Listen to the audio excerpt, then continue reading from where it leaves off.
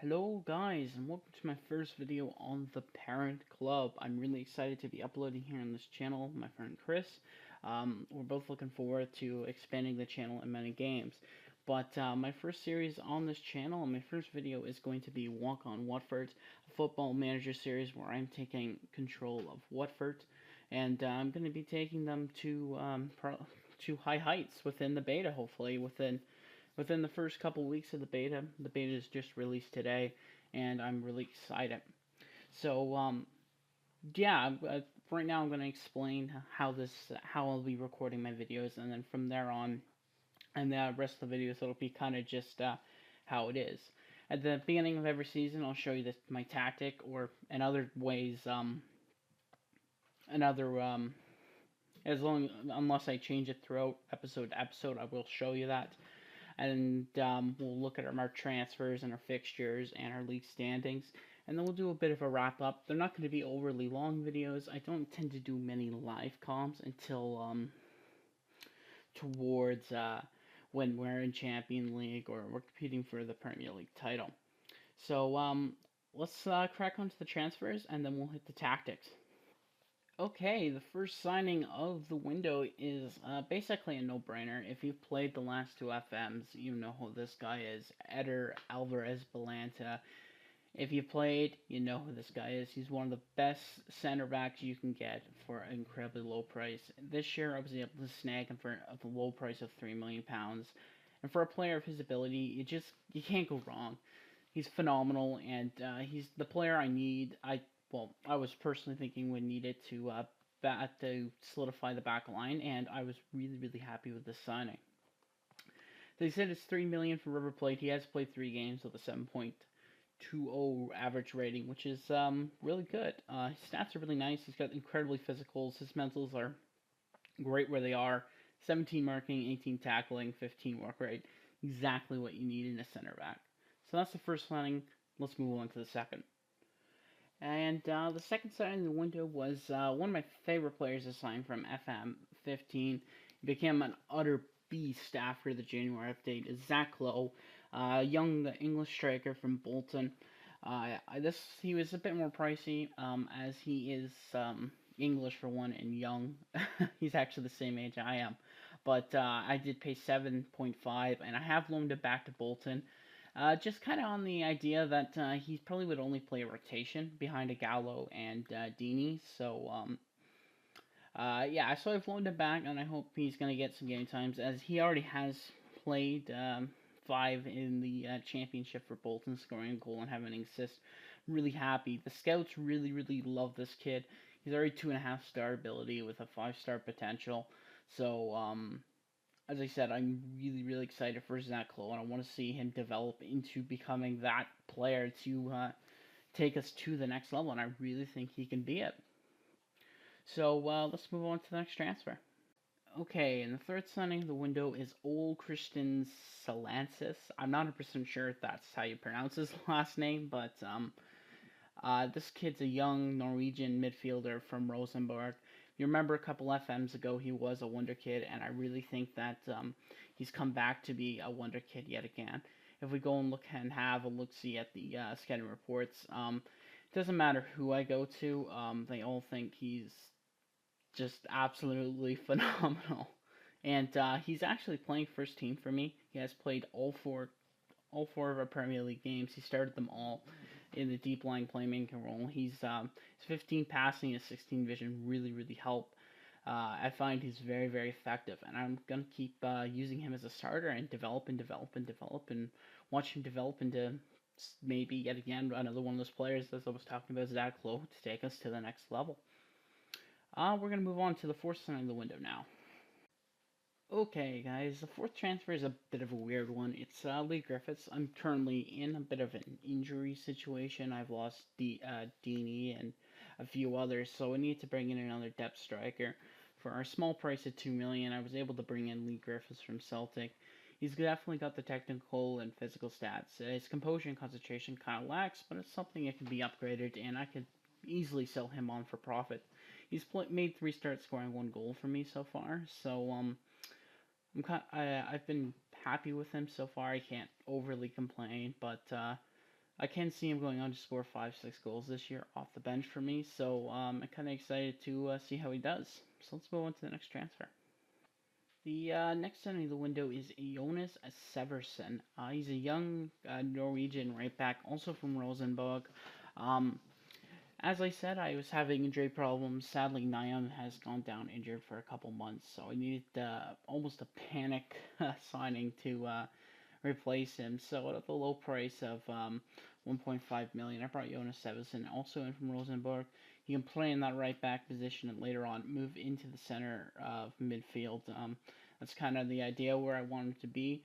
So right now he's playing in that fullback position. I'm quite happy with him there. Okay, and the final signing of the window is just a loan signing of Mohamed Besic. I really like Mohamed Besic in real life, and I think he's excellent, just utterly excellent in FM. Like, I don't know why Everton had him loan listed, but it's a no-brainer for me to go and get him on loan. If Everton are gonna throw him out like that, I'm gonna pick him up. He's an excellent player, and he's gonna be playing a lot of games for us. I'm really excited to see how he does, and hopefully we can move on to having him on a full contract at the end of the year. That's it for the signings, though, guys. We're gonna bounce over to the tactics screen. Okay, guys, and this is the tactic I'm currently playing with. It's a 4-4-1-1. I'm thinking about moving up the wingers to make it a 4-2-3-1, but I'm not 100% sure yet. What's going right now is working pretty good. As I said, I am having some injury problems. Niam, Gomez, Abdi, and Dini are all currently injured, so they are not playing for me, of course. But Gallo is on fire. He's got 6 and 5, and he's really carrying the team offensively.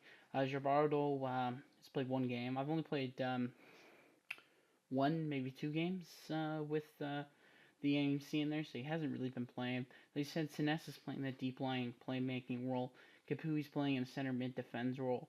And then Kenichi Anya and Diamante are both playing wingers in attack. What really needs to happen is this deep lying playmaker position really just spreads the ball off to the wings or to the striker.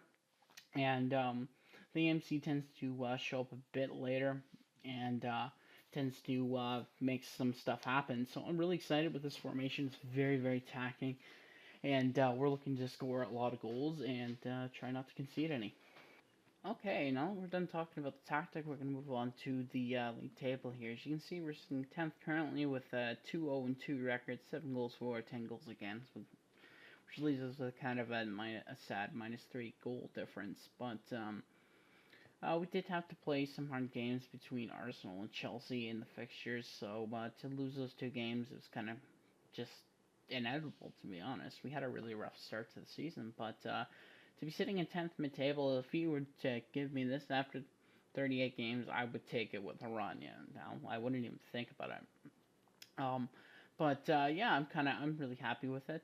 Currently, Colin Wilson has 5 goals for Bournemouth. Baffi Gomez with 4, and Azaki with 4, leading the goals.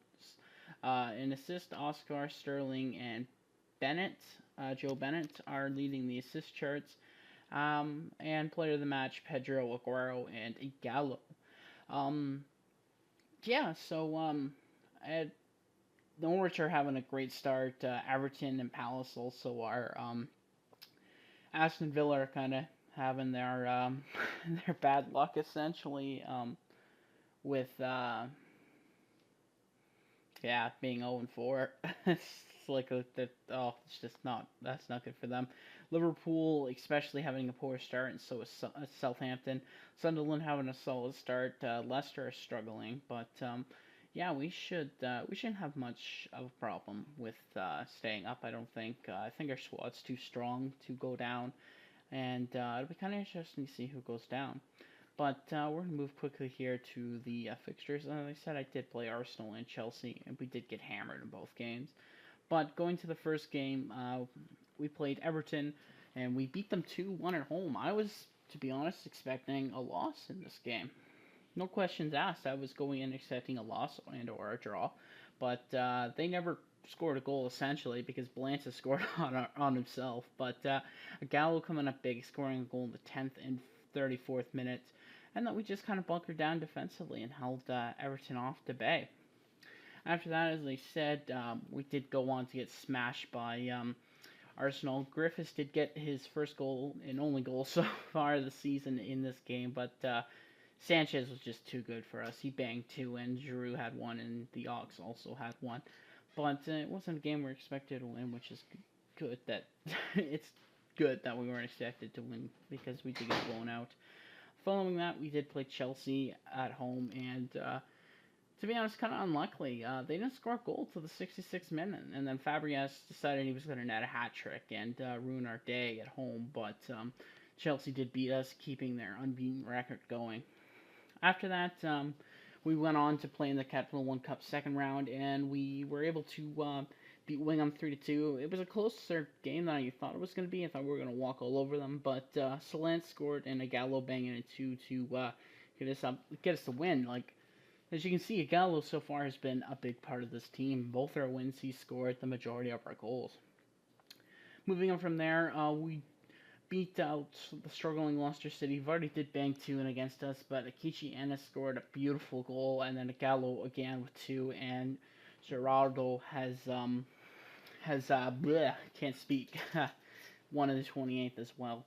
So that's just the start of the season. I hope you enjoyed the first episode. It's kind of going to be a bit choppy as it is my first time to do this style, but I hope you enjoyed. Please hit the like button if you did. Leave a comment. Tell me what you think. Tell me what you think about the signings. Tell me what you think about the save and other things. So I'll see you next time, and have a good one.